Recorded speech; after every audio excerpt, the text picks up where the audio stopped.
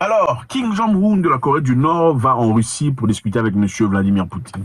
Ça fait du bruit dans les pays occidentaux, du bruit comme pas possible. Et tout le monde est en tremblement. Pourquoi les gens tremblent? Pourquoi les gens tremblent de voir Kim Jong-un partir en Russie? C'était quand même espéré, non? C'est normal, non? Quand vous boycottez quelqu'un, vous l'isolez, vous isolez aussi celui-là, vous isolez le troisième. Finalement, qu'est-ce qui se passe? Ils se mettent ensemble pour discuter, n'est-ce pas? C'est simple.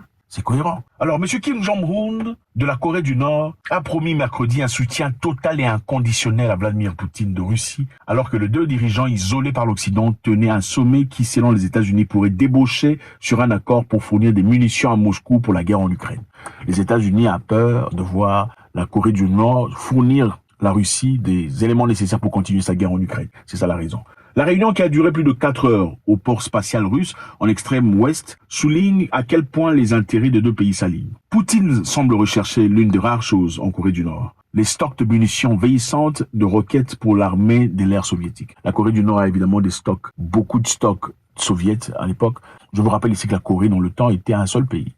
Juste le nord était contrôlé ou influencé par les communistes, le sud influencé par les capitalistes, c'est-à-dire le pays que vous connaissez là-bas. Et finalement, quand le nord voulait vivre comme des communistes, le sud était influencé par les Américains, le reste. Ils sont entrés en guerre. Comme ils sont entrés en guerre, les Russes ont fourni beaucoup de munitions aux Coréens du Nord, pendant que les autres aidaient les Coréens du Sud. Donc c'était vraiment la cata. Et jusque-là, on a coupé le pays en deux. Les gens du Nord sont des ennemis des gens du Sud. Les gens du Sud c'est là où on fait le plus d'opérations de visage. Le changement de cosmétique, changement de bouche, changement, tout ça là, en Corée du Sud, plus partout ailleurs dans le monde. Le Nord est complètement différent. Il n'y a pas de Bible là-bas, il n'y a pas de Coran, il n'y a pas de McDonald's, il n'y a pas de KFC, il n'y a pas de Burger King, il n'y a pas de Coca-Cola, il n'y a pas tout ça. Il y a 27 coiffures qu'on peut avoir, il y a certains habits qu'on peut porter, d'autres qu'on peut pas. Il y a pas Internet, il n'y a pas Instagram, il n'y a pas MySpace, il n'y a pas de... Donc les gens ne trompent pas. Là, en Corée du Nord, on ne trompe pas. Si vous cherchez une femme, il faut aller en Corée du Nord. Vous ne tromperez jamais. Vous voulez un mari, il faut aller là-bas. Là-bas, on ne trompe pas. N'est-ce pas avantageux? Donc voilà. On dit une telle demande marquerait un renversement de rôle par rapport à la guerre de Corée en 1950 jusqu'en 1953, lorsque Moscou avait fourni des armes pour soutenir l'invasion de la Corée du Sud. Alors, si la Corée du Nord va donner des munitions à Moscou, qu'est-ce que la Corée du Nord gagne? Les gens estiment ici que la Corée du Nord, Pyongyang a essayé depuis combien de temps de lancer des satellites de surveillance, c'est-à-dire satellites d'espionnage. Vous savez, les Américains ils ont des satellites, comme beaucoup de pays européens aussi d'ailleurs. Ils ont des satellites, ils observent votre pays, ils savent ce que vous faites. Ils ont des photos, ouais, c'est ça, c'est l'intrusion de vie privée. Ils font ça. Mais ils ne veulent pas que les autres le fassent. Ils ne veulent pas que l'Iran le fasse. Ils ne veulent pas que la Corée le fasse. Non, eux peuvent faire ça, pas vous. Eux peuvent avoir des avions et des bombes nucléaires, pas vous. Parce que eux, ils sont moralement mieux que vous. Mais ils veulent que vous acceptiez papa et maman.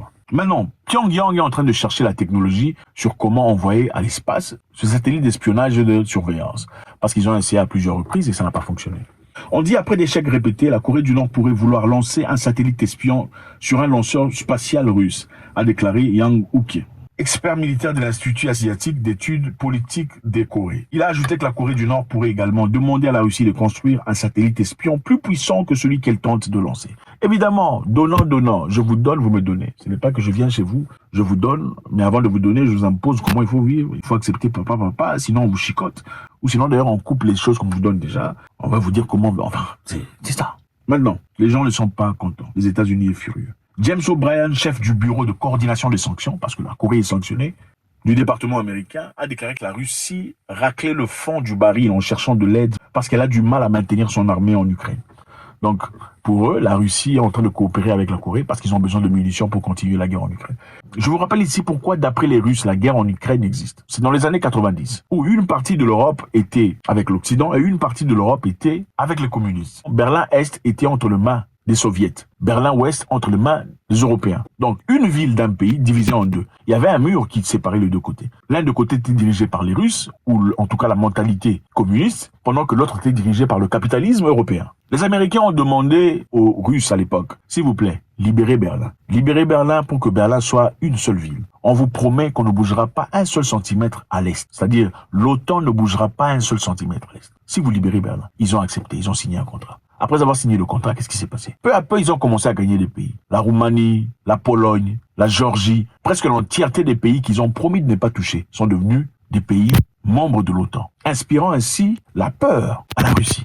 Et récemment, en 2014, en Ukraine, après avoir changé de président, c'était un coup d'État, après avoir changé de président, ils ont voulu influencer la présence de l'OTAN en Ukraine. Et c'est la raison pour laquelle la Russie se sent en danger, disant, OK, une missile partant de l'Ukraine jusqu'à Moscou ne fait que 5 minutes de différence. Alors, on ne peut pas accepter cela. C'est à partir de là qu'ils ont fait leur attaque. Malheureusement, les Ukrainiens civils sont en train de subir les conséquences d'une politique totalement étrangère. Les Américains disent qu'un accord entre les deux pays violerait les sanctions existantes, le dit M. O'Brien. Et ceci inciterait les États-Unis à tenter d'identifier les individus et les mécanismes financiers utilisés pour au moins limiter leur capacité et efficacité. Bon, moi je me dis, pourquoi ça vous dérange? Vous sanctionnez les gens, il faut les laisser vivre dans leur côté. Pourquoi ça? C'est complètement incohérent, n'est-ce pas? Le secrétaire général de l'ONU, Antonio Guterres, a déclaré lors d'une conférence de presse que toute forme de coopération de tout pays avec la Corée du Nord doit respecter le régime de sanctions imposé par le Conseil de sécurité. Bon, vous sanctionnez les gens partout. Quand les gens sanctionnés veulent discuter, vous fâchez encore. Vous allez sanctionner qui? C'est bizarre. Tu ouvres ta bouche, sanction. Tu tournes à gauche, sanction. Tu fais ça, sanction. Bon, finalement, les sanctionnés commencent à discuter ça. Pourquoi ça dérange? Vladimir Poutine a dit la Russie est actuellement engagée dans une juste lutte contre les forces hégémoniques pour défendre ses droits souverains, sa sécurité et ses intérêts. Et Pyongyang dit qu'ils ont le soutien total de la Corée dans cette guerre. Les amis, ça ne fait que chauffer. La réalité est celle-ci. Quand vous menacez les gens trop, toi, je veux te casser la gueule. Toi, je veux te racler. Toi, je ne suis pas ton ami. Finalement, je vais te casser la gueule, je vais te racler, je ne suis pas ton ami, se mettent ensemble. Contre toi. Il faut faire très attention. C'est la politique du prince. Il faut lire le livre Le Prince de Machiavel.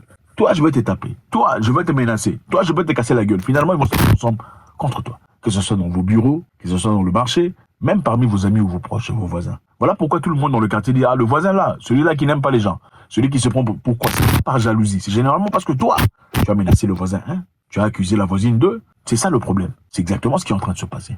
Il y a quelque temps, en tout cas beaucoup de temps déjà, depuis un temps, que le Zimbabwe a été sanctionné. Pour des raisons que vous connaissez.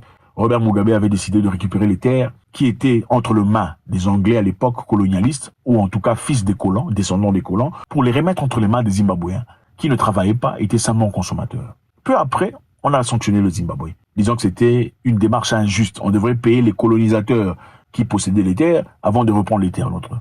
Les Zimbabwéens ont dit, pourquoi on doit payer des gens qui sont venus prendre des terres de force? Ils ont chicoté, battré, arraché, humilié nos peuples pour prendre ces terres. Pourquoi devrons-nous en retour payer pour récupérer les terres qui nous appartiennent? Le Zimbabwe a été sanctionné, incapable de commercer, d'échanger ou de faire quoi que ce soit. On disait que les sanctions étaient établies contre M. Mugabe. Mais M. Mugabe n'est plus depuis un temps. Le Zimbabwe est toujours sanctionné aujourd'hui. Pourquoi? C'est une grande question à laquelle il faut répondre. Qu'est-ce qui s'est passé il y a quelque temps? La Russie a envoyé des hélicoptères au Zimbabwe. Le président Zimbabwe a dit, écoutez, qu'est-ce que vous voulez? Si on nous sanctionne ici, nous sommes incapables de faire ça. Finalement, on va aussi nous sanctionner, nous empêcher de discuter entre nous les sanctionnés. Ça ne fonctionne pas. Je pense que c'est ça. À un moment donné, il faut savoir équilibrer. On ne peut pas toujours avoir raison. On ne peut pas toujours être fort et imposer sa force même sur les droits les plus élémentaires de tout le monde. Ça ne fonctionne pas comme ça. Pyongyang va donner des munitions à la Russie, c'est clair, c'est évident.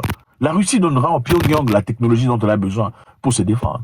On vit dans un monde où certains pays peuvent se donner la liberté d'avoir des bombes nucléaires, des missiles à longue portée, mais certains ne peuvent pas. Parce que d'après eux ont la bonne moralité sur tout le monde. Voilà, donc eux ne peuvent pas faire de danger, pendant que les autres peuvent faire de danger à qui que ce soit. C'est ça, le monde dans lequel on vit. Ce jeune est un homme fort. Dans son pays, il y a des coiffures acceptées et beaucoup de coiffures ne sont pas acceptées. Il y a un nombre bien limité. L'habillement, c'est bien cadré.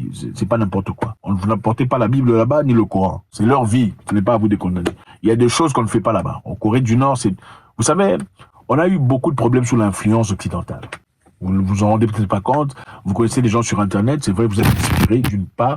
Il y a aussi des gens qui vous influencent très négativement. Pourquoi pensez-vous vouloir une Range Rover aujourd'hui? C'est parce que vous avez vu votre voisin en avoir. Et vous pensez que pour évoluer dans la vie, il faut aussi avoir un mari qui a un Range Rover. Vous pensez pour être heureux dans la vie, il faut aussi aller à Dubaï, en Suisse et tout le bazar. Pourtant, dans le passé, c'était pas comme ça.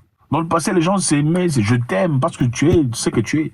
Je t'aime parce que j'aime ton cœur, j'aime ton... C'était pas je t'aime parce qu'on peut aller à Dubaï, à Shanghai. C'est l'influence western, l'influence occidentale qui le fait. En Corée du Nord, les enfants n'ont pas cette maladie mentale aujourd'hui. Le narcissisme. Le narcissisme, ça n'y est pas en Corée. Le narcissisme, c'est Instagram. Quand vous mettez des photos pour qu'on mette des likes. Pour qu'on vous dise que vous êtes joli. Ce sont des maladies qui sont évitées dans ces pays. Et on ne veut pas ça. On veut uniformiser tout le monde, nous rendre un et tuer complètement l'hétéroclité de notre nature. Merci infiniment les amis, c'est toujours avec beaucoup de plaisir. Faites-moi savoir ce que vous en pensez. Est-ce une bonne stratégie de Vladimir Poutine? Laisser venir Kim Jong-un. Quelle est l'impression que ça donne? Ça fait trembler tout le monde, clairement. Évidemment, pourquoi Vladimir le fait? Vladimir le fait parce que la Corée du Sud a envoyé des armes à l'Ukraine. Oui. La Corée du Sud a envoyé des armes à l'Ukraine.